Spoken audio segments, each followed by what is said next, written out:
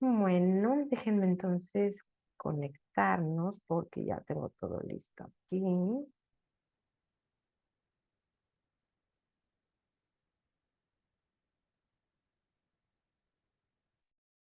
Ay, Dios, ¿dónde están? Acá están. Yo, ¿dónde están? Acá están. Vamos a checar nomás.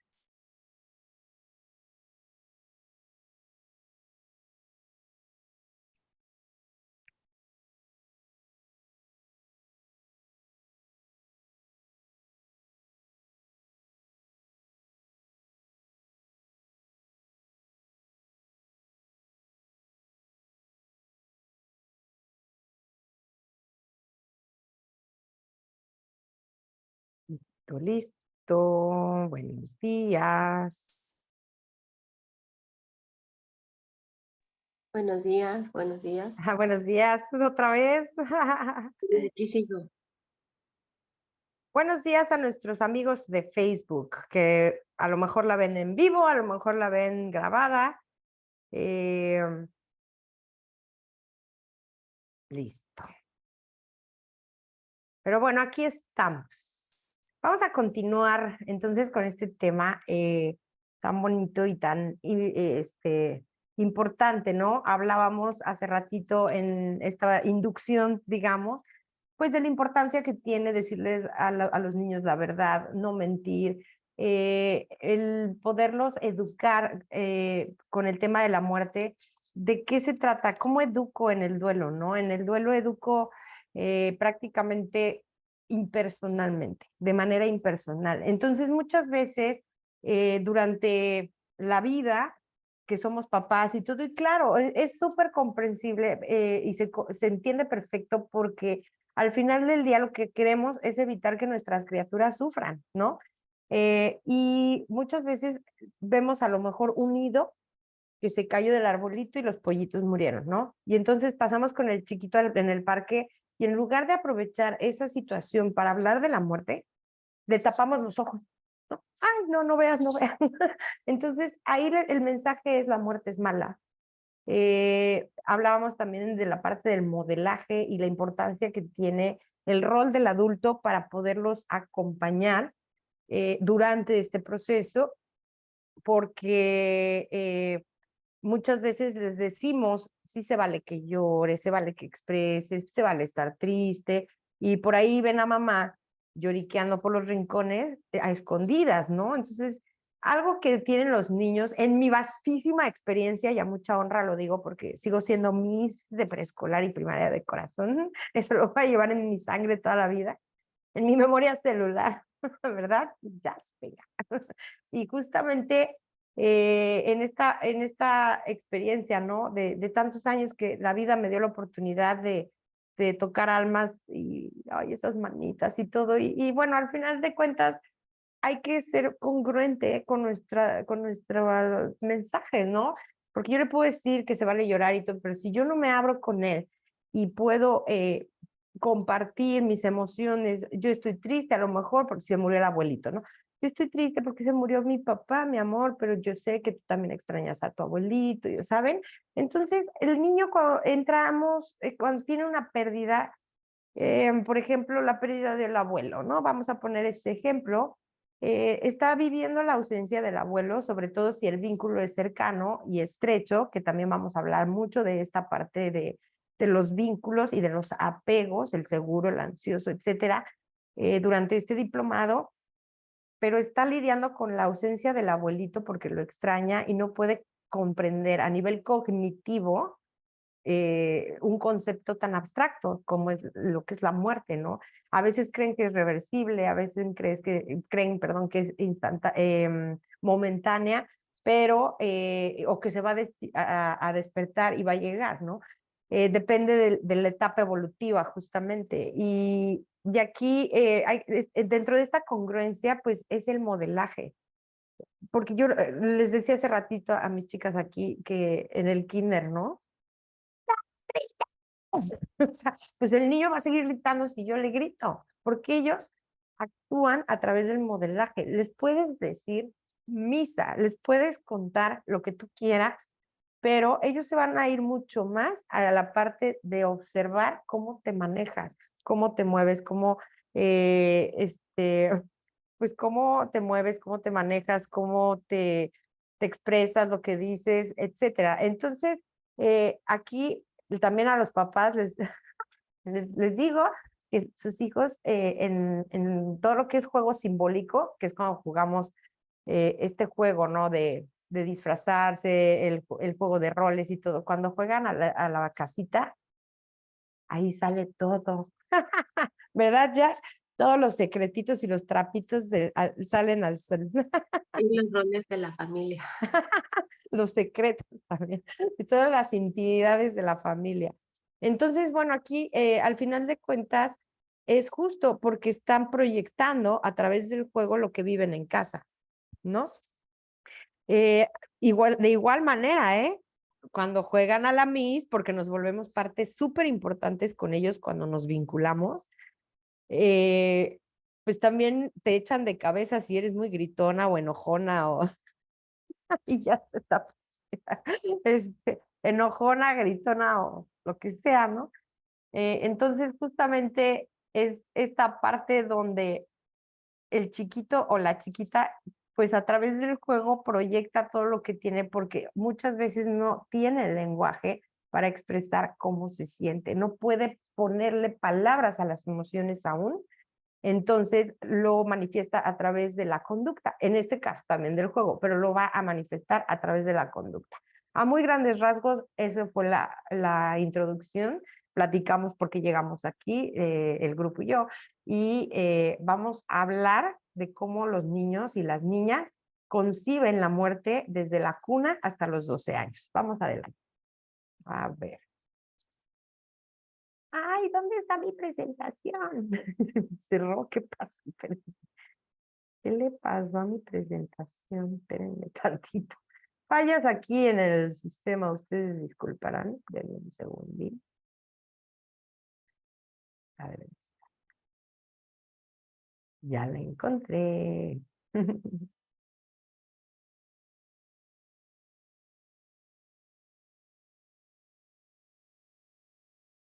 Listo. Ahí estamos ya.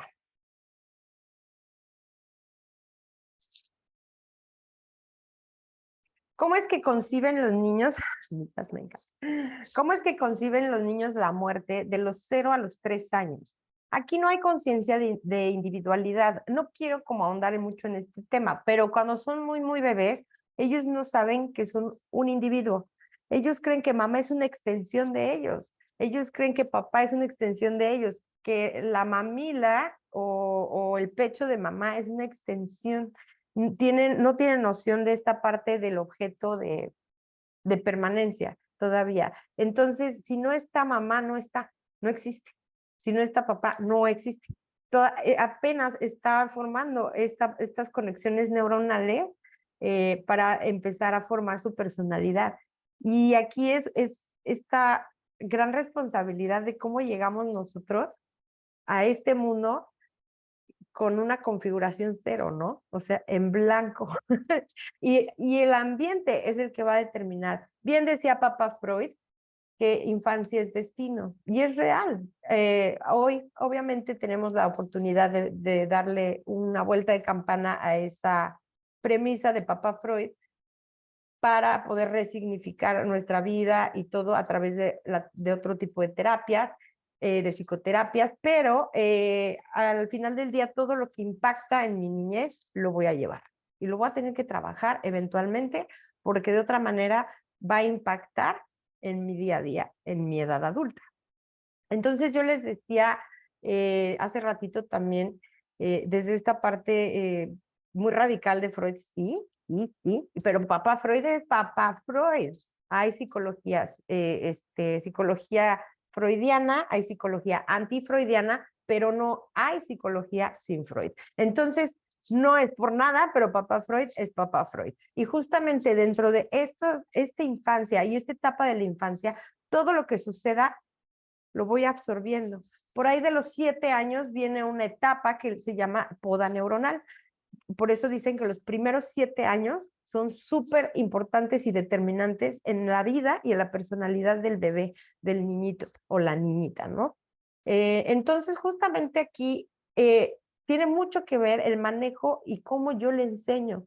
Hablábamos hace ratito de cómo se enseña la muerte a los niños en el día a día, de manera impersonal. No tenemos que esperar a que se muera la mascota, el papá, el abuelito, el hermanito, la mamá, etcétera, ¿no? O sea, de manera impersonal, si paso y veo un nido tirado, mejor me detengo y digo, mira, eso pasa. Se cayó el viento, los pajaritos, y sí, es triste, pero al final del día le estoy dando la oportunidad de que tenga estos acercamientos con la muerte de manera impersonal. Y eso es una gran herramienta porque no esté involucrado. Hablábamos también que muchas veces se muere el pez y entonces mamá, no digan, lo echa al excusado y va a la tienda y donde venden las mascotitas y compra otro pez y se lo reemplaza. En lugar de darle chance de gestionar el duelo, como decía William Crowe, ¿no? Cuando nosotros dejamos y les ayudamos a nuestros niños a que se curen de esta herida emocional que causa un dolor muy grande, que es la pérdida o la muerte, les estamos dando la oportunidad de que adquieran herramientas que les van a ser útiles para su vida. Muchas veces con el afán de protegerlos, eh, les hacemos un daño terrible, ¿no? En nombre del amor cometemos actos atroces y aberrantes, pero bueno, no pasa nada. El tema es hacer conciencia y cómo manejar este tipo de temas con los niños. Nadie nos enseña. Vamos entonces aquí a seguir. De los 0 a los 3 años, como no hay esta individualidad, no entiende todavía a nivel cognitivo que mamá a lo mejor murió en el parto, por ejemplo, o a la semana, yo qué sé, o que lo dieron en adopción. Estas pérdidas que pues están implícitas en la vida. Porque pues, pérdidas tenemos desde que nacemos y aquí está el claro ejemplo. Vean este bebé, miren qué cosa más bonita. Me encantan los bebés. Una nena, tiene sus aretes.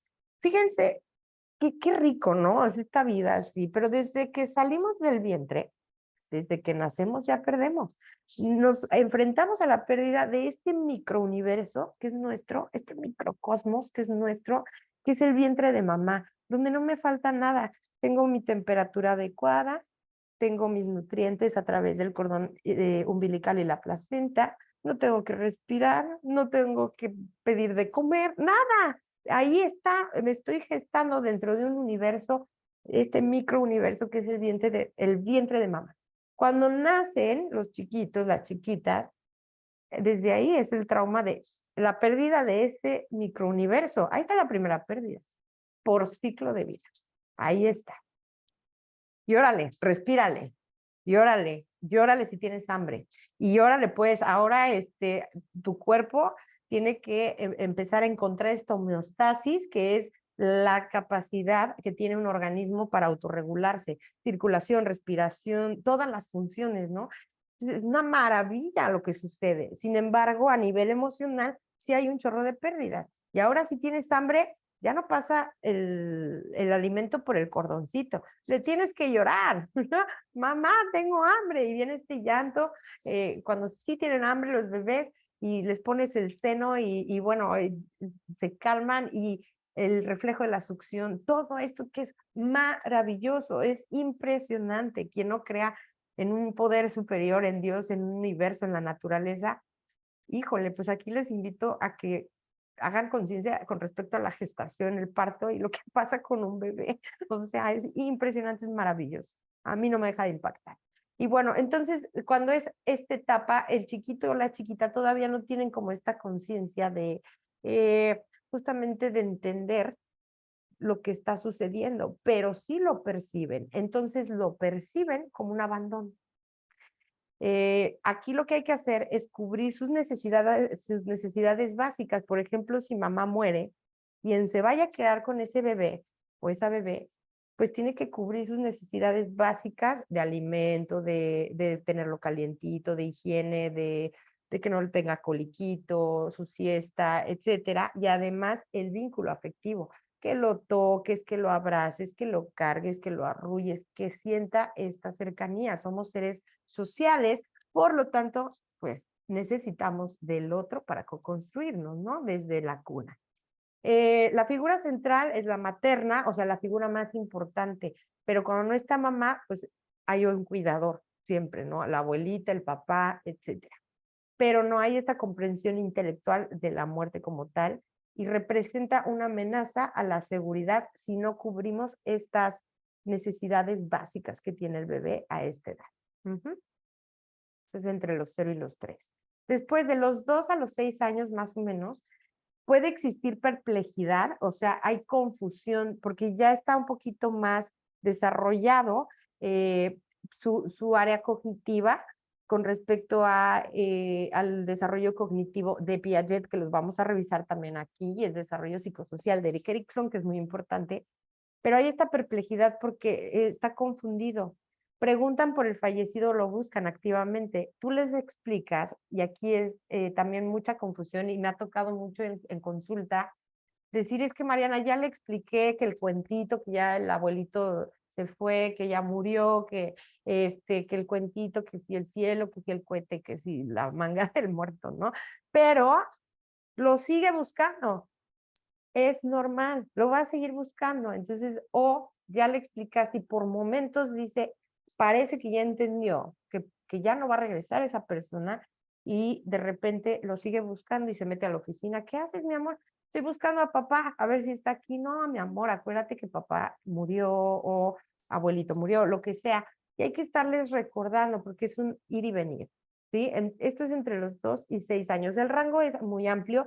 Y aquí la diferencia entre una etapa o una edad y otra es abismal, incluso por meses, ¿no?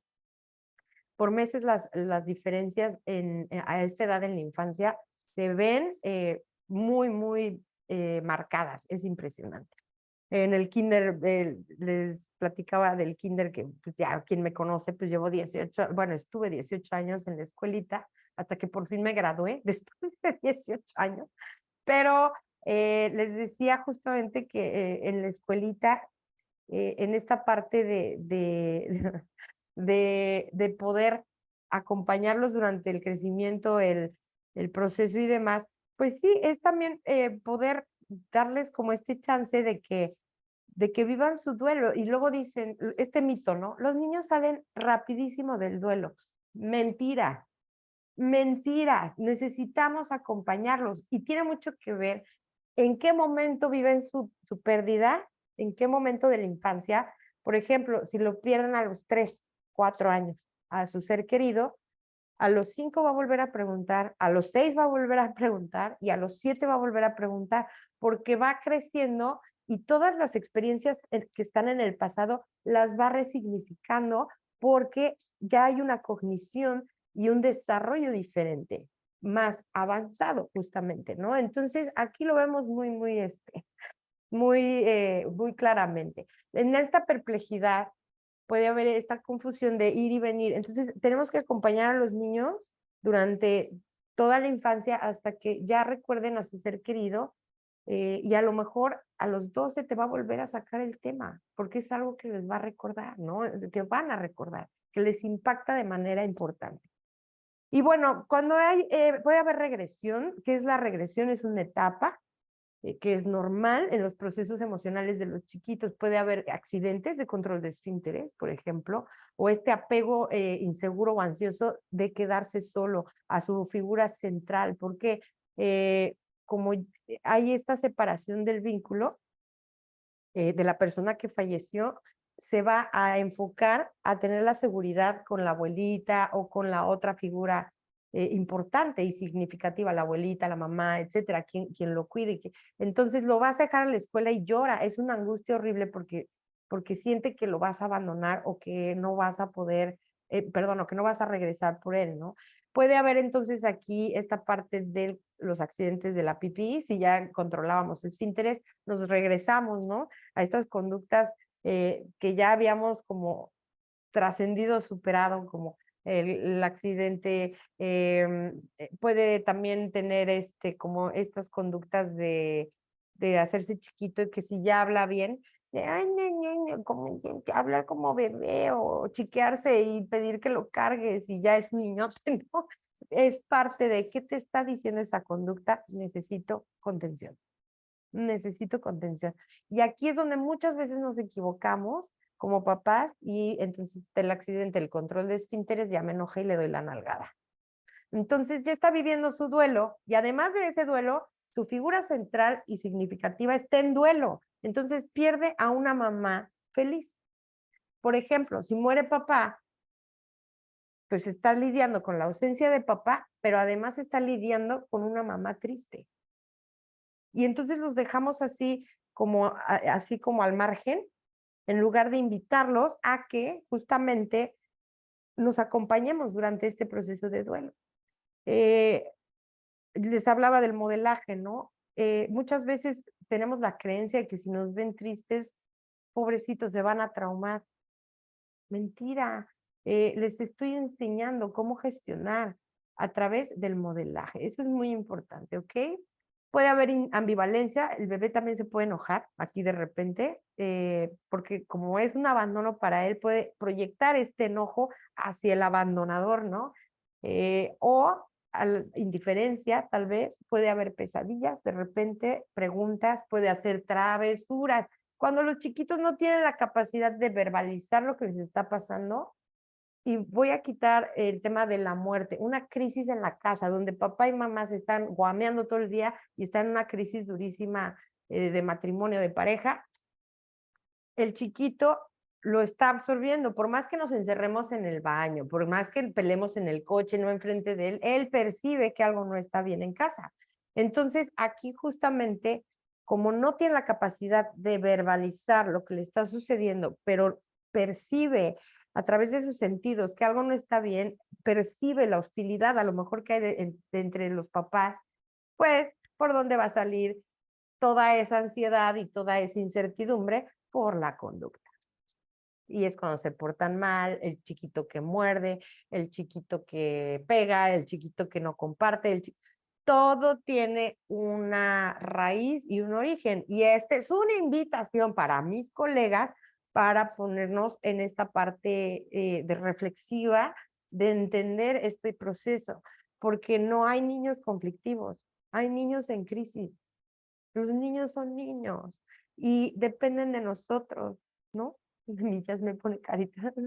No hay niños conflictivos, hay familias disfuncionales y hay adultos disfuncionales que son los que están acompañando los procesos de este niño, los estilos de crianza de estos chiquillos y la verdad es que ahí es donde tenemos que también entrar a esa parte de hacerles ver a los papás que no son los únicos que están sufriendo, ¿no? También el bebé perdió algo y está también lidiando con ese papá sobreviviente en una crisis. Entonces, bueno, también aquí es muy bonita la parte de la expresión de ideas a través del juego, que les digo que se proyectan y nos enteramos de absolutamente todo y les voy a contar una anécdota muy chistosa. Pues estaba yo en el preescolar alguna vez y una mamá hablar, pues que iba a faltar el chiquito unas semanas, que porque la mamá se iba a someter a una cirugía de rodilla, o no me acuerdo, o de espalda, no me acuerdo, una cosa así, todas, ay, no, si no te preocupes, aquí te lo cuidamos y no sé qué. Y entonces llega el chiquito y la mamá ya la habían operado y le pregunté, hola, mi amor, ¿cómo estás? ¿Cómo está tu mamá? ¿Cómo está? ¿Ya está mejor? Sí, es que le pusieron unas chichotas. Entonces, pobre de la mamá, porque la verdad es que, sí, no manches, esta autenticidad y esta transparencia es invaluable. Nos enteramos de todo, entonces no hay que decir mentiras o no hay que promover la mentira porque ellos son transparentes. De todos nos enteramos y seguramente ustedes también se enteran de nosotros cuando ellos juegan a la escuelita, ¿no? Luego yo iba a dar clases en la tarde y me decían, ya me dijeron ¿cómo juegas con ellos? Ya dijeron que de repente los regañas. ¿Quién te dijo? No, nada más observo a mi hija cómo juega. Pues sí, ¿no? Normal, parte de. Entonces proyectan a través del juego todo esto y pues son muy literales. Entonces hay que ver esa parte de ellos, que es hermosa. Aquí también vamos a ver que esta figura central como ejemplo en el tema del modelaje, que decía, esta expresión del adulto de emociones bajas, siempre hablo de emociones bajas y altas, no me gusta decir negativas y positivas, porque la emoción no es mala ni es buena, simplemente algo pasa, pero unas me hacen sentir como bajoneada y otras me hacen sentir muy bien, ¿no? Entonces, aquí esta figura central, que es el cuidador primario del bebé o de la bebé, aquí la invitación sería que abrieran sus emociones con ellos. Los queremos cuidar del dolor y entonces somos incongruentes y no nos leen, porque el mensaje es, el verbal es, se vale llorar, se vale que compartas, se vale que estés triste, bla, bla, bla, pero el modelaje es, ok, mi mamá está llorando a escondidas, entonces lo que me dice no es cierto. Y eso es lo que se va quedando ahí en el tintero, en el subconsciente. Déjenme ver. Por ahí. Hasta de lo que no nos imaginamos nos enteramos. Así es, mi querida colega. Hasta de lo que no nos queremos enterar, nos enteramos. Y bueno, lo que sucede aquí es que puede haber como esta ansiedad o temor a tener otra pérdida o que muera alguien más. Incluso él tiene la creencia que la muerte se puede contagiar. O sea, son tan inocentes que creen que se puede contagiar. Y bueno, aquí es muy importante también trabajar en la revinculación, en el aspecto de fortalecer el vínculo de los cuidadores primarios con el bebé para darle esta contención y este apoyo, ¿no? Y por supuesto que ellos tienen la necesidad de mantener una relación afectiva. Somos seres sociales, lo repito. Comprobación de la realidad, de repente es lo que les digo, que aparentemente ya medio aceptaron la muerte, ya medio entendieron la muerte, pero tras un tiempo puede ser que vuelva a preguntar por él, ¿cuándo viene papá o cuándo viene el abuelo? Y entonces aquí es donde se me infartan y les digo que en la consulta y me dicen, no, no, no, es que no, se está volviendo loco. No, es parte de, porque son todavía, la noción temporal todavía no está desarrollada. Entonces, puede haber como esta confusión en el tiempo. Entonces, lo que hay que hacer es acompañarlos en el día a día, en el año a año, porque es un mito que salen rápido. Si tienen un buen acompañamiento, saldrán rápido, pero necesitan del adulto. Y muchas veces el adulto está en su duelo y olvidamos a los niños. Y es lo que les digo, tú perdiste a tu marido, pero tus hijos perdieron a su papá. Entonces, ¿qué hacemos? Pues trabajamos en conjunto, abrimos este canal de comunicación afectiva dentro del sistema familiar para que puedan ir hablando y gestionando las emociones para elaborar un duelo sano con respecto a la pérdida. Ok, entre los 4 y los 6 años, más puntualmente, pues necesitan el afecto y la contención, necesitan la seguridad física, porque cuando muere alguien muy significativo viene esta parte de, ¿quién me va a cuidar? Ahora, ¿quién me va a cuidar? A veces piensan que la muerte es reversible o es temporal, entonces buscan al fallecido nuevamente. Demuestran su necesidad de ser protegidos con estas conductas de retroceso. Perdón.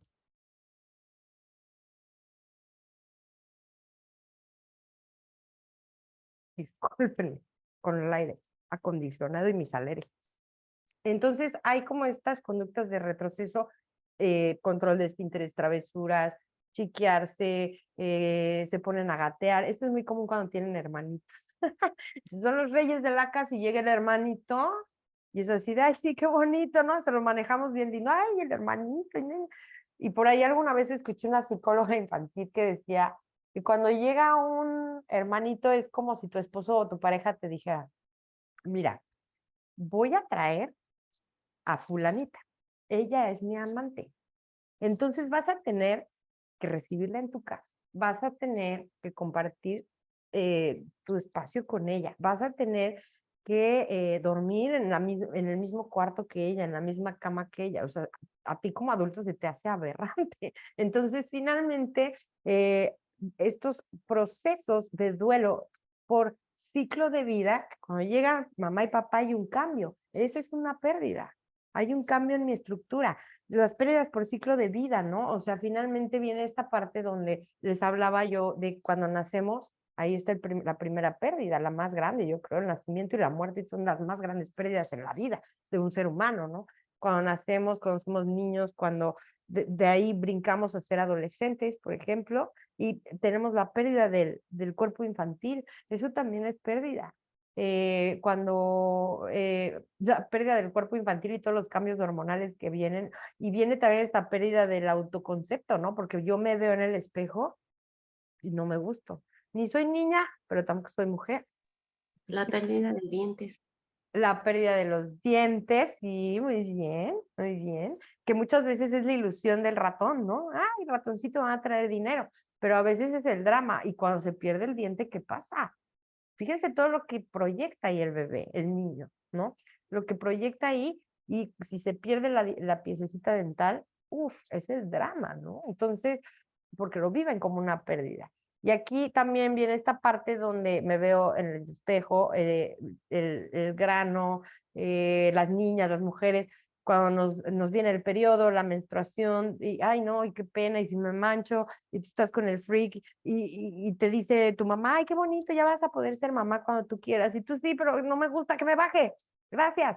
Te empiezan a crecer los senos y tienes tus pellizquillos por ahí, y entonces te pones el suéter y estás a 40 grados, como estamos ahorita casi, y dices, yo tengo frío, ¿no? Pero no, te estás tapando, ¿no? Estás tapando tu cuerpo porque no me gusta, y todo eso lleva un proceso de autoaceptación, autodescubrimiento y redefinición de un yo. Los niños igual, se vuelven torpes, tienen los brazos largos, fíjense cómo crecen, y de repente les crece mucho la nariz, y eso se nota más en los varones, también en las niñas, pero en los varones es más porque pues, tienden a ser más tosquitos a lo mejor.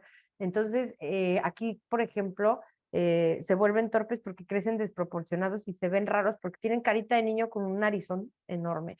Entonces, el bigote cantinflero, sí, no, de chino, ¿no? Aquí y acá, cantinflerillo, pero todavía no se rasuran. Cambio de la voz, el cambio, Claudio, ¿no? Todas estas pérdidas. Y también les digo que crecen como pues, disparejos y se vuelven torpes porque no calculan, y el brazo es más largo que ayer. Quieren agarrar una jarra y ¡pum! Te tiran el agua. ¿Y qué hace mamá? No, fíjate, eres un distraída. No, tantita empatía, tantita empatía y entenderlo por lo que están pasando. Y por otro lado, también algo que se pierde desde el sentido simbólico, y es esta pérdida simbólica, porque no todas las pérdidas son físicas, hay pérdidas simbólicas que son parte de mi mundo interior. Eh, el, la imagen de los papás ideales, ¿no? Y por eso se dice que los adolescentes son muy rebeldes. No son rebeldes, hay que saberlos manejar, porque al final... También Ujú, la pérdida de una etapa, ¿no? Por ejemplo, yo ahorita tengo tercero de preescolar ujú. y ya van a pasar a primaria. Y apenas que les puse la canción que vamos a cantar Al para fin. despedirse de su Qué, jardín, qué bonito. una niña se puso a llorar y pues sí fue así de, ¡ay! Ahí está otra Ajá, pérdida, claro. ujú, Por etapa escolar, el ciclo de vida, claro. exacto. Sí, qué bonito. Ay, bueno, no qué bonito que lloró, pero qué bonito que pues, también le demos chance de expresarse, ¿no? Y también en esta adolescencia, donde mi verdad absoluta es lo que me dicen mamá y papá. Entro a la pubertad, ¿qué pasa en la pubertad y en la adolescencia? Mis figuras más significativas van a ser mis pares, mis amigos, mis vecinos. Entonces empiezo a ver los contrastes de la educación, estilos de crianza, de la diferencia de educación, de reglas distintas. Y entonces todo lo que me dijeron mis papás lo pongo en tela de juicio, porque me empiezo a percatar que en mi entorno hay otros tipos, hay otras maneras de hacer las cosas, ¿no? De poner reglas, límites, de otras costumbres, otras tradiciones. A lo mejor, por ejemplo, te dicen que no puedes ver la tele, más bien, no puedes cenar cuando estás viendo la tele. Te tienes que ir a sentar al comedor, bla, bla, bla. Y es una tradición, es una costumbre familiar. Está bien, pero cuando tú vas y te invitan a una casa y te das cuenta que sí se puede comer en la tele y que no pasa nada, viene esta parte de la rebeldía porque dices, no es cierto, eso que dices que es mala educación, que por eso no se debe uno sentar en el cuarto de tele a comer la quesadilla, no es cierto, porque mi amiguito tal lo está haciendo. Entonces, esta imagen de nuestros papás que los tenemos en un pedestal, que la verdad absoluta es lo que nos dicen, se desmorona, se cae y es parte de los procesos de pérdida de la vida, por ciclo de vida, ¿no? Y aquí justamente hay que aprender a negociar con ellos porque también ya están formando su criterio a partir de los 12, ¿sí? 12, 13 y por ahí, ya su cognición está súper bien desarrollada, pero además ya empieza a crear su criterio propio a partir de todo lo que vivió en la infancia. Habíamos dicho que los primeros 7 años son muy importantes, sí, después viene una poda neuronal, que ahí se cierra, es padrísimo todo lo de neurofisiología, es hermoso ver todo eso, cómo va el cerebro también evolucionando y teniendo estos cambios por ciclo de vida, ¿no? Entonces, finalmente aquí también es esta parte donde empiezan a crear su criterio, empiezan a tener este pensamiento abstracto, a crear hipótesis, se empieza, y ahorita con todo lo que hay en redes sociales y en internet, pues hay que estar bien pendientes porque empiezan como a tomar del ambiente lo que les resuena y ahí hay que guiarlos muy bien en lugar de pelear. Con el adolescente no se pelea, o sea, hay que negociar. Hay no negociables, pero hay unos que sí son negociables, entonces no a la fuerza. Sin embargo, en estos estilos de crianza que muchos venimos de sistemas cerrados, ¿no? De aquí se dice lo que yo digo, bla, bla, sistemas autoritarios, porque así educaron a nuestros papás, así educaron a nuestros abuelitos y ellos hicieron lo mejor que pudieron con lo que tenían, ¿no? Entonces viene como esta parte también de ser un poco flexible sin caer en el permisivo, en tener límites. Familias sueltas se llaman, ¿no? Que son estas que no tienen límites, que no hay jerarquía, que no hay orden, que se hablan horrible, etcétera. Entonces, no, ni muy, muy, ni tan, tan, hay que buscar el equilibrio. O sea, realmente la paternidad, la maternidad y el criar una criatura es todo un reto en la conciencia y debería de ser un tema de mucha reflexión antes de animarnos a tener bebés, ¿no? Entonces, pero bueno, ese es otro tema. Durante el proceso de las pérdidas, también durante el ciclo de vida, hablaba yo de la adolescencia, ahí justamente adolecer viene de carecer. Entonces están perdieron todo y están en la búsqueda de la identidad y es el quién soy, qué hago aquí, cómo soy, qué quiero, qué me gusta. Estas crisis existenciales vienen derivadas de las pérdidas por ciclo de vida. Me da mucha risa que nos espantamos de hablar de la muerte con los niños, con los chavos. Ay, a ver si no me censura Facebook por andar diciendo la palabra U-E-R-T-E. Pero bueno, sin censura ni modo. Pero me da mucha curiosidad y mucha risa que nos da miedo hablar de esos temas con los niños cuando lo viven diario. Ellos tienen mini muertes.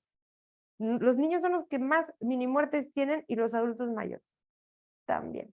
Entonces, pues al final del día hay que justamente acompañar durante el duelo que puede durar un par de años. Demuestran su necesidad de ser protegidos, sí, necesitan contención, incluso en la adolescencia es muy chistoso porque por un lado se sienten muy, muy grandes y muy independientes y muy así, y por otro se sienten vulnerables y necesitan el afecto. No saben, ni ellos entienden, ¿no? ¿Qué pasa con los chiquitines? Que a veces esta parte de que no integran todavía lo que implica la muerte, puede haber mucha tristeza, pero como no, la misma psique se protege. Entonces viene este cambio donde se distraen y se ponen a jugar. Fíjense cómo la mente de un niño es mágica. El niño puede estar viviendo un duelo por la pérdida del abuelito que adoraba o del papá y de repente lo ves jugando. En 3 minutos está llore y llore y llore y llore y lo estás apapachando, todo. Al chico rato se limpia los mocos, se limpia las lágrimas y se va a andar en bici. Y todos decimos, le vale. No, es la psique que se está protegiendo del dolor. Es la psique que dice, no podemos enfocar estas emociones y estos sentimientos por tanto tiempo porque no hay capacidad de gestionarlas.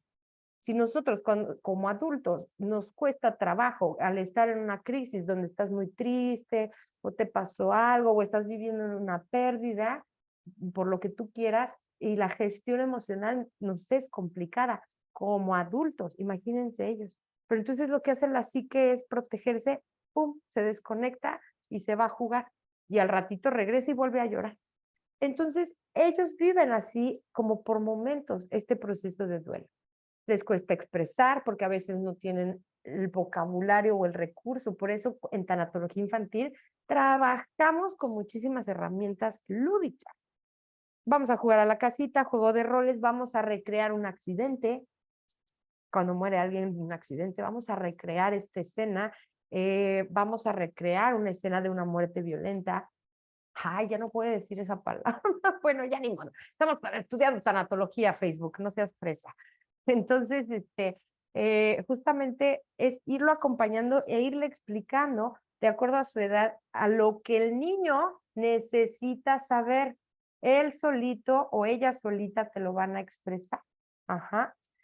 Y bueno, pueden mostrarse enojados por lo mismo, porque es mucha frustración tener tanta emoción guardada y no poderla gestionar. La gestión emocional va como de identificar y expresar. Aún no tienen esa noción. Entonces nos valemos de muchos recursos, la tabla de emociones, la cajita de emociones y además el cuentito y además el videíto, mucho. Tenemos que ser súper creativos para el abordaje de los niños y de las niñas. De los 7 a los 11 años ya empieza a haber esta conciencia gradual entre la realidad y la fantasía. Ya saben que la muerte es determinante, es irreversible, es permanente, etcétera. Pero aquí, por ejemplo, lo que puede haber muchas veces durante el duelo es sentimiento de culpa por el pensamiento mágico hecho realidad. Y es esta parte donde a lo mejor un día la abuelita o el papá, por ejemplo, regañan al chiquillo, ¿no? No, que tú, que no sé qué, bla, bla, bla, bla, bla, bla, bla. Y entonces el chiquillo está frustrado y piensa, ojalá te desaparecieras. Y de repente se muere. Y el niño se queda con esa culpa porque cree que su pensamiento logró que esa persona desapareciera, literal. Entonces hay que indagar la mente de los niños porque es un mundo aparte. Obviamente aquí ya empieza a tener la concepción propia de la muerte, empieza a crear él o ella su criterio con respecto a la muerte, pero tiene mucho que ver con todo lo de atrás, cómo lo vivió, cómo lo manejaron, cómo lo acompañaron, etcétera. Y bueno, obviamente aquí también las consecuencias, me refiero a que es permanente, es irreversible, es universal, es ignota, diría Ruiz Soto, ¿no? Y bueno, y aquí enfrentan muchas veces la pérdida de manera racional. Igual tapan emoción. Puede haber como este desborde emocional, pero al final de cuentas el mecanismo sería de defensa, sería la racionalización. Y no, es parte de. Aquí puede haber también negación. Perdón.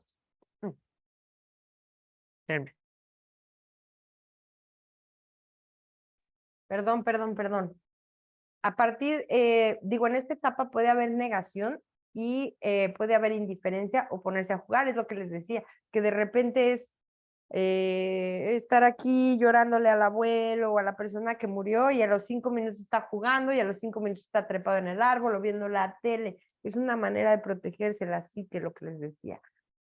Puede haber idealización porque mi papá era el más bueno del mundo, ¿no? Porque mi abuelito era el mejor del mundo y lo protegen con uñas y dientes y era el superhéroe. Y eso es normal, ¿no? Poco a poco irá después trabajando conforme vaya, esa parte conforme vaya creciendo. Puede haber este sentimiento de culpa, que es una respuesta normal al no poder expresar su tristeza y lo reprime. Entonces muestra indiferencia y, y aquí también hay que tener mucho cuidado con el lenguaje que hacemos, perdón, que utilizamos con ellos. Eso de me vas a matar un día de un susto, me vas a matar un día de un coraje y de repente te da un infarto, el niño se queda con la sensación de que él te hizo pasar un coraje y que te dio un infarto. Entonces hay que tener muchísimo cuidado en nuestro lenguaje. Ellos son literales, ¿sí? Todavía no pueden leer la metáfora, entenderla. Eso es ya del pensamiento abstracto, que justamente pues se termina de desarrollar, eh, sí, como depende de la persona, pero entre los 12 y 15 y hasta 18, ¿no? Miedo. Intentan ocultarlo tras actividades de rebeldía o agresión. Esto es muy común, ¿no? Cuando hay una crisis de pérdida en casa, los chiquitos o los adolescentes, los pubertos, los adolescentes, eh, en lugar de abrirse y platicarlo, y como hay esta falta de información, no quiero decir abandono, falta de información para los padres para poder acompañarlo durante el duelo, puede mostrarse rebelde o un poco agresivo. Y es una parte como de decir, aquí estoy pidiendo atención, estoy pidiendo contención, pero muchas veces no sabemos cómo acompañarlos, ¿no? Y está bien, nadie nos enseña y me da mucho gusto que estén aquí las que están aquí, porque así vamos a poder enseñar a nuestros niños a vivir duelos sanos, ¿no? Porque están implícitos en la vida. Y también puede haber que asuman un papel protector de si muere papá, yo te voy a cuidar, mami, mami, ojo ahí, por favor, también hay que tener cuidado, la tía chismosa de la casa, que de repente ahora tú eres el hombre de la casa. No, señora, no, no es el hombre de la casa, es un niño cuya madre es la adulta responsable y él no es el hombre de la casa, es el hijo. Por lo tanto, hay que darle su lugar, porque si no, en la edad adulta empieza a haber esta formación de roles o de vínculos simbióticos totalmente disfuncionales. Voy a poner un ejemplo. Cuando esto sucede y alguien se toma ese rol muy a pecho y ni siquiera lo tienen que decir, muchas veces se asume que si la madre queda viuda y hay un hombre varón más grande, él se tiene que hacer cargo de los hermanos y de la mamá. Y entonces, aunque no se hable, está implícito y empieza a cambiar el rol familiar. La familia, el sistema familiar, acuérdense que los sistemas se mueven, ¿sí? No son estáticos, porque el ciclo de la familia va evolucionando. No es lo mismo tener una familia que tienes bebés, a que si tienes niños de preescolar, a que si tienes niños pubertos, a que si tienes niños adolescentes. Va cambiando las reglas, van cambiando las dinámicas. Es un sistema activo, no es estático. Entonces, esta parte está muy interesante porque justamente aquí se me fue el avión un poquito, pero asumen un papel protector, ya me acordé, estaba diciendo los roles. Entonces, dentro de estos roles, se empiezan a formar estos vínculos, perdón, se empiezan a formar estos vínculos y estos lazos no muy funcionales. He conocido un par de casos que muere el papá y hay un hijo que se hace responsable o está muy apegado a mamá y asume el rol protector. Y esto puede ser desde la infancia, adolescencia o en la adultez, ¿eh? Y entonces después, por ciclo de vida, muere la mamá y vive un duelo doble. La pérdida de la madre, que es, según autores, es de las pérdidas más difíciles, la pérdida de los padres, pero a la vez la pérdida de la pareja. Y no tiene nada que ver con el incesto, y no tiene nada que ver con la genitalidad, y no tiene nada que ver con eso. Lo que tiene que ver es el rol y el vínculo que yo creo con esa persona, que es mi madre o mi padre, y entonces por ciclo de vida muere, ¿no? Y ahí entonces vivo el sentimiento de orfandad y a la vez el sentimiento de viudez. Fíjense qué importancia esta parte de la infancia. Por eso, repito, infancia es destino. Freud es Freud. Que hay maneras de arreglarlo y que no tu destino, entonces así te vas a quedar traumado. Eso no es cierto, porque tenemos la capacidad y las herramientas del día de hoy a través de muchas maneras, psicoterapia, cursos de desarrollo personal, cursos de tanatología, todo lo energético, sanación energética, el árbol, lo ponopono, bueno, angeloterapia, todo. El chiste es darme cuenta, semiología de la vida cotidiana, etcétera, ¿no? Tengo un montón de herramientas para reconciliarme con esa historia, les decía, ¿no? Y al final del día aquí hay que tener mucho cuidado con estos comentarios porque muchas veces la viuda está en su rollo, así, está en su shock, está en su duelo, y llega la tía chismosa y cuida mucho a tu mamá, ¿eh? Le estás poniendo la piedra del pípila a la criatura y eso no se vale. El niño es niño y necesita ser cuidado, ¿ok? Todo eso lo vamos a ver a fondo en este diplomado maravilloso. De los 12 años en adelante ya la cognición prácticamente está como el adulto, obviamente va a haber más madurez porque pues vamos sumando experiencias que las vamos integrando a nuestra vida, por lo tanto vamos, ahora sí que las integro a mi vida y me sube el agua al tinaco. Y ya de ahí yo creo un criterio, etcétera. Ya aquí sabemos que la muerte es irreversible, que es universal, que es inevitable y hay capacidad de concebir la muerte como el adulto, de esta manera simbólica. ¿Por qué? Digo, abstracta, porque el concepto es súper abstracto. Entonces, ya puedo entenderlo, aunque no lo vea y no lo pueda palpar con mis sentidos. Teme por su vida y la de sus seres queridos, porque ya sabe que sí puede pasar. Y pues durante este diplomado también vamos a abordar temas como la muerte del padre en la infancia, la muerte de mamá, perdónenme, la muerte del padre, la muerte de la madre, la muerte del amigo, la muerte de un hermano, ¿sí? Entonces, esta parte los enfrenta a la muerte con como muy fuerte, y aquí justamente ya empieza a haber este temor de que alguien más muera. ¿Por qué? Porque ya vi que sí sucede. Uh-huh. Las muertes cercanas se viven con enojo e injusticia. No es bien difícil, no es bien difícil, pero es muy común más bien que se queden anclados al enojo, porque se les hace injusto. Ya a partir de esta edad nada es justo, ¿no? Que es que no es justo, ma, ¿por qué me castigas? Sí, sí, soy una injusta, sí, ¿no? O sea, ¿no? Entonces las viven con mucho enojo e injusticia y dicen, pero ¿por qué no se murió el vecino? ¿O por qué no le pasó a alguien más? ¿Por qué me tuvo que pasar a mí? Y esto es parte del duelo también en los adultos, y aquí lo sabemos nuestras tanatólogas hermosas que están aquí conmigo. Y bueno, finalmente aquí vamos a hacer una dinámica bonita donde vamos a hablar de las posibles inquietudes y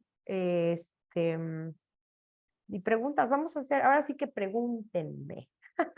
Y con mucho gusto yo, si los puedo orientar, me va a dar mucho gusto.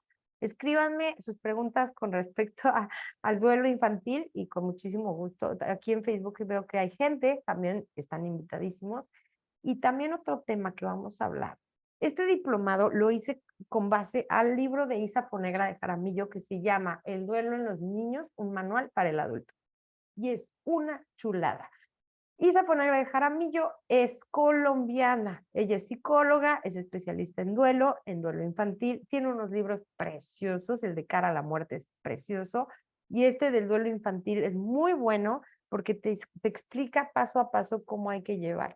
Utilicé muchísimo este libro para poder crear el programa de este diplomado y se los quiero compartir en lo que se animan a preguntar por ahí.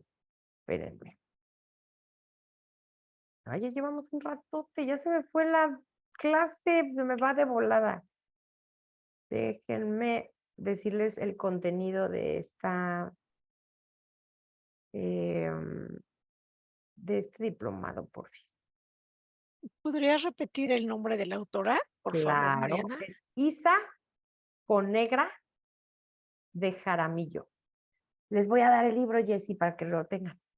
Ah, okey, gracias. Pero sí, es buenísima, pero es colombiana y obviamente la cultura es distinta, ¿eh? Es distinta porque em,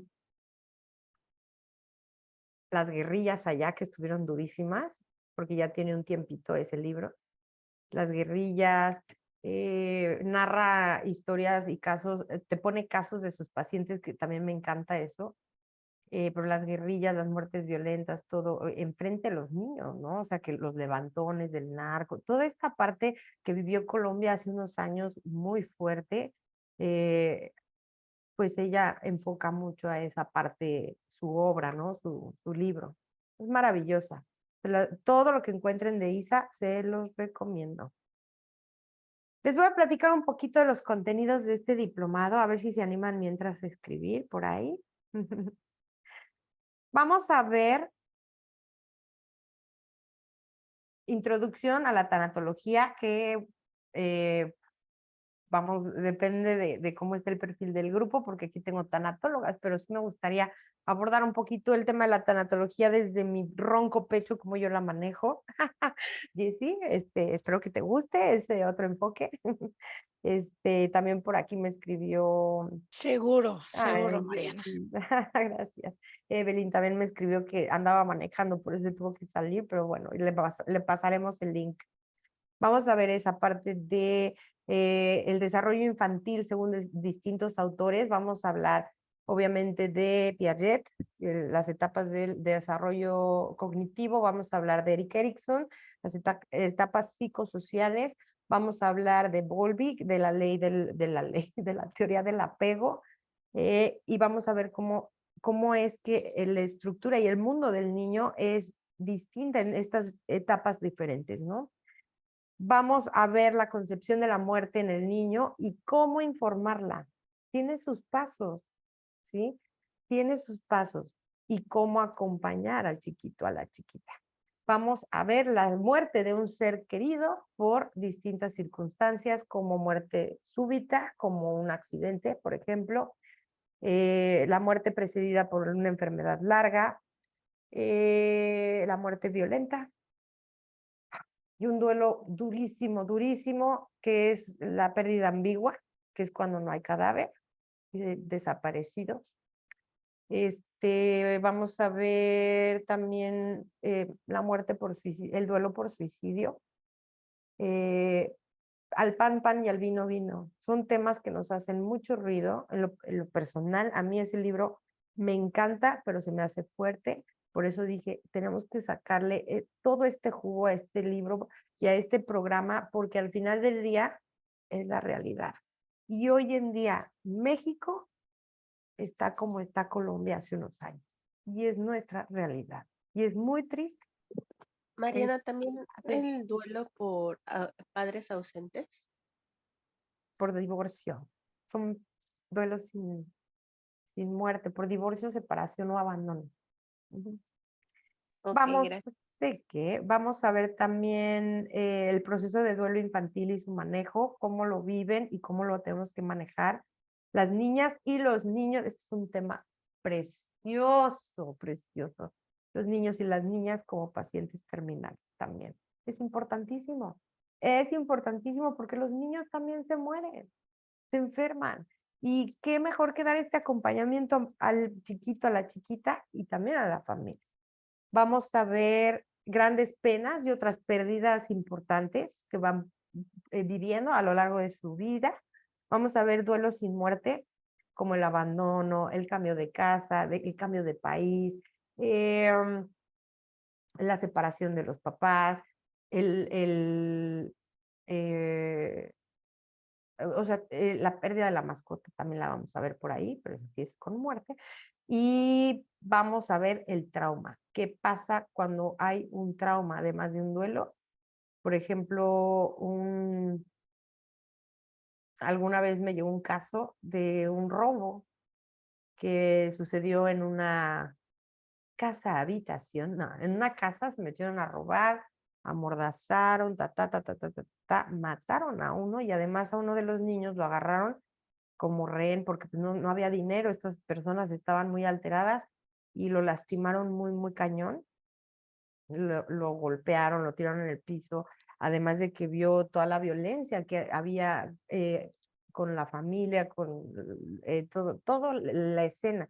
Eso trae un trauma.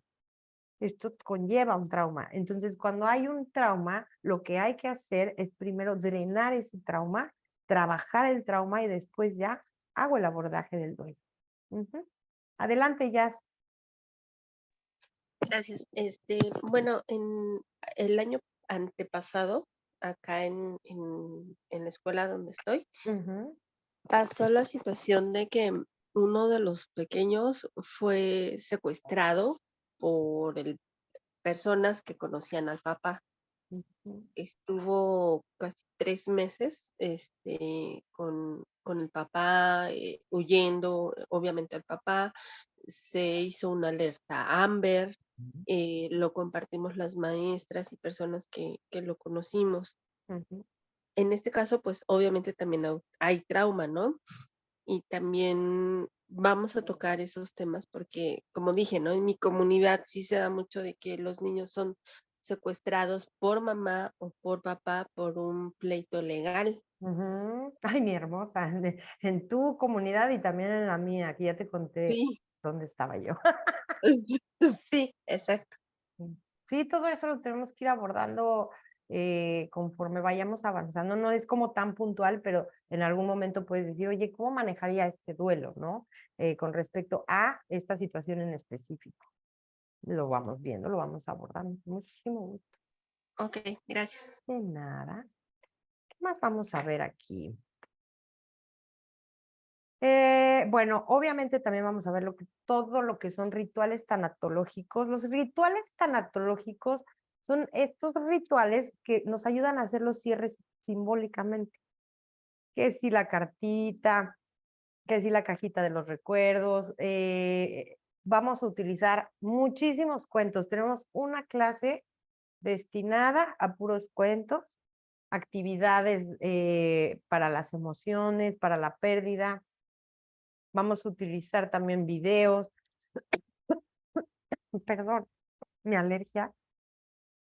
Y bueno, toda esa parte de herramientas lúdicas y las terapéuticas para el duelo infantil. Vamos a ir también abordando sobre la marcha el tema de, por eso les puse aquí Un león en la casa. Ese es un documental de Netflix, no lo vean ahorita. Bueno, si les digo que no lo vean, lo van a ver, entonces vean, agarren sus Kleenex. Está súper interesante y ahí nos podemos dar cuenta de cómo se maneja esta parte del proceso de pérdida de un niño enfermo y cómo cae en el encarnizamiento o ensañamiento terapéutico, que es la distanasia. La distanasia es la obstaculización del proceso natural de la muerte, ¿sí? Entonces, aquí es importante esto. Vamos a ver, son 5 niños, me parece, son 4 o 5 casos, que como están enfermos desde chiquitos y cómo aprenden a vivir con la enfermedad y cómo terminan deteriorado, qué pasa con los padres, qué pasa con la familia, con los hermanos. Y aquí también es un fuerte análisis de conciencia de decir hasta cuándo es prudente seguir prolongando la agonía. Porque desde la tanatología y los cuidados paliativos, cualquier procedimiento que prolongue la agonía es bioéticamente incorrecto, no es aceptado, ¿no? Podríamos verlo en alguna clase que no tengo Netflix. Sí, tú no te preocupes, de hecho sí lo vamos a ver y si no, te presto ahí una cuenta porque no pasa nada. Y también Morir en Sábado. Este libro de Morir en Sábado, ay, me encanta, porque es de un autor que se llama Carlo Clérico Medina. Son 5 niños y Él es ingeniero y luego estudia desarrollo humano y luego estudia tanatología y luego lo invitan a hacer este servicio de voluntariado a un hospicio, a un hospice en Cuernavaca. Pero como él tenía su trabajo, pues él nada más iba los sábados y los niños esperaban a Carlos para morir y todos morían en sábado. Por eso se llama así. Y es un libro preciosísimo, porque también vamos a abordar esta área del niño terminal como paciente terminal. Ujú. De hecho, si me permites compartir, Por supuesto que sí. Mariana, este libro cuando lo leí en el diplomado de tanatología fue el que me inspiró a dedicarme a los niños. ¡Ay, qué bonito! Además de que me la pasé llorando, ¿verdad? Todo el libro, pero bueno, Sí. Oye, yo lo he leído miles de veces, pero igual sigo llorando. Sí. Es muy bonito. sí, Es triste, pero es muy profundo. sí, Y esos 5 regalos, ¿no? Es precioso. Todas lloramos, sí, sí, todas. todas lloramos. Sí, no, es hermosísimo, es hermoso ese libro. Por aquí lo tengo. Por aquí lo tengo, me encanta. Es así de mi canasta básica, ¿no? Y el de Un león en la casa justamente te dice, empieza así, y dice, cuando vives entre leones es cuando realmente te das cuenta que estás vivo. Entonces, está bien fuerte. Yo ahí sí lloré así de, soy oso y todo, qué oso. Se me salían todas las lágrimas porque me conmovió mucho, muchísimo me conmovió el ver a estas familias, son unas familias de Estados Unidos, este documental se hizo a través de muchos años y ver todo lo que pasan y ver a los chavos cómo viven con la enfermedad, no conocen otra manera de vivir. Es de mucha reflexión, pero también es una realidad. Y tenemos que saber si estamos hechas para acompañar a los pacientes terminales pediátricos, ¿no? Y si no, no pasa nada, no te hace inútil, no te hace tonto, para nada. A mí me fascina. Pero hay gente que no puede, no tiene estómago, ellos se dedican a duelo, todo esto, y está bien, es parte de la ética saber mis fortalezas. Ujú, Así es. ujú. Y bueno, por último, ya veo que nadie preguntó. Ni modo. Por último, les quiero compartir esta frase, ¿no? Entrar al mundo de la tanatología es verbo, no sustantivo. Es hacer el día a día, ¿sí? Porque finalmente ellos van a vivir sus pérdidas, ellos van a tener sus duelos y hay que actuar y hay que ser congruentes y a través de la tanatología podemos llegar a amar la vida. De una manera mucho más consciente, contactando con mi principio de finitud, o sea, con la finitud, con mi finitud, para hacerme responsable de cómo quiero vivir. Y eso lo puedo transmitir a los niños desde que son chiquitos.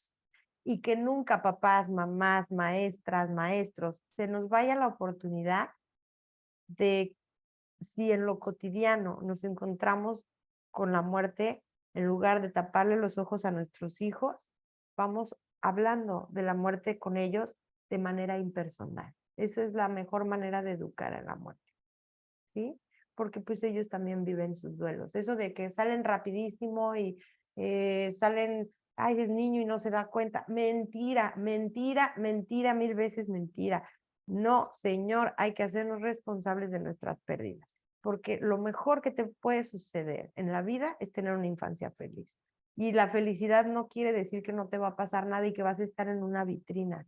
No, es que puedas trascender todas estas pérdidas por ciclo de vida o las pérdidas que a veces nos toca vivir, desgraciadamente la pérdida de un padre, de un hermano, de una madre, etcétera, durante la infancia, pues finalmente es brindar herramientas a estas personas que nos dedicamos a la enseñanza, a los padres que se dedican a la crianza, a que tengan estas herramientas para que realmente puedan abordar a sus chiquitos y acompañarlos y sobre todo sensibilizar. Hay una definición de la tanatología que me fascina, que me parece que es ahorita me acuerdo, es Weisberg, creo que es Weisberg, que dice, la tanatología es la ciencia que es el estudio de la muerte a través de la vida. O es el estudio de la... ¿Cómo es? Ya me acordé, estoy inventando, perdón. Ya me acordé. La tanatología es el estudio de la muerte. No doy una. Estaba, apenas llevo medio café, es por eso. La tanatología es el estudio de la vida que incluye a la muerte, porque es real. Y como dice Carlo Clérico Medina en este libro de Morir en Sábado, nos deberíamos de llamar biólogos, no tanatólogos, porque nosotros trabajamos con la vida, no con la muerte. Una vez que la persona murió, entonces me voy con los dolientes. Y mientras muere, estoy acompañando a esa persona en vida, en agonía, pero la agonía es vida todavía y está en transición, pero deberíamos de ser biólogos, no tanatólogos, porque trabajamos con la vida. ¿Sale, vale? Bueno, pues justo ahorita vamos a cerrar esta transmisión de Facebook para regresarnos a nuestra sala de Zoom. Agradeciendo a quien vea esto o agradeciendo a quien lo vea grabado, o agradeciendo a Jessie, a Jazz, a ay, se me olvidó el nombre, a mi chica de Bolivia, agradeciendo. Mina, ¿Cómo? Mina, Minerva, No. Mini. Evelyn, ¿no? Evelyn, gracias. Evelyn. No, Jazz, pues tú estás peor que yo. Evelyn, muchísimas gracias por venir. Nos faltaron algunas que no podían entrar, pero bueno, las esperamos. Aquí está la clase. Voy a cerrar la transmisión de Facebook. Todavía se pueden integrar. La próxima sesión es en 15 días, de 9:30 de la mañana a 12:30 de la tarde. Se nos fue como agua, ya se acabó. Y es 2 sesiones al mes únicamente. Tiene una duración de 8 meses, que es un sábado sí, uno no. Voy a hacer el calendario, obviamente. Y bueno, para costos, informes, contenidos y demás, ya les platiqué de esto. Justo acabamos de graduar a nuestra segunda generación hace como una semana. Ay, estuvo hermosa, hermosa. Por ahí también si se meten a la página de Afodi, pueden encontrar el cierre del diplomado, la clausura de la generación 2. Y pues no me queda más que darles la más cordial bienvenida, Jessica, Jazz, Evelyn, yo ya, todo el mundo, todos los que me estuvieron pidiendo este diplomado, finalmente lo logramos abrir en sábado, precisamente para terapeutas, para mamás, para maestros, que entre semana es más complicado. Entonces, termino transmisión. Si quieren informes, ya saben dónde encontrarme. Yo soy Mariana Fonseca, directora y fundadora de Afodi. Les dejo un beso, un abrazo con mucho cariño y que tengan muy bonito fin de semana. Muchas gracias, Mariana, también a ti. Muchas gracias. Ya me despedí de Facebook. Pero ¿tienen alguna duda, algo? Bueno, mi duda era sobre el temario, pero ya ahorita ya comentaste lo de cuándo iban a hacer las clases, pero ya comentaste que también vas a enviar el calendario. el calendario.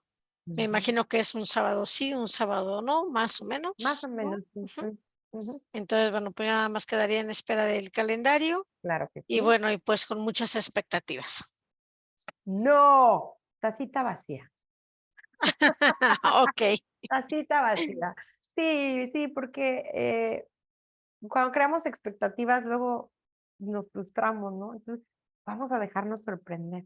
Y también Ok. aquí vamos a trabajar mucho con nuestro niño interior. Lo vamos a sanar, nuestra niña interior. La vamos a sanar porque de verdad esta información y esta filosofía de vida es una oportunidad grandísima para resignificar todas mis pérdidas de la infancia, de la adolescencia, etcétera, etcétera. ¿Vale? Muchas gracias, mi Jessie, mucho gusto, bienvenida, esta es tu casa. Y bueno, esta es su casa, Jazz también, ya lo sabes, mi niña prodigio regresó a su casa. Sí. Y nos vemos en 15 días, les mando en estos días calendario, ya les mandé a ustedes el material, luego lo podemos checar para ver cómo se va. Yo les sugiero que lo impriman, ya saben que yo soy muy visual, entonces lo puedes imprimir, lo puedes ir revisando. Y les voy a mandar el libro de Isa Negra para que le vayan echando un ojito. Está Ujú. bien padre, no se lo coman, porque si no en el diplomado van a decir, ya me aburrí, ya me lo sé. No se crean. No, pero hay un montón de herramientas. Obviamente sí va a ser mucha información en ese contenido porque me encantó, pero hay un montón de herramientas lúdicas, tanatológicas, actividades, rituales, todo eso práctico, que es lo que les ayuda a los chiquitos a hacer sus cierres. ¿Sale? Ok, Muy muchas bien, estamos gracias. en contacto, que tengan un excelente fin de semana. Nos vemos en 15 días. Nos Gracias, vemos. Marianita, Gracias. igualmente. Un placer. Beso. Igualmente, Bye. gracias.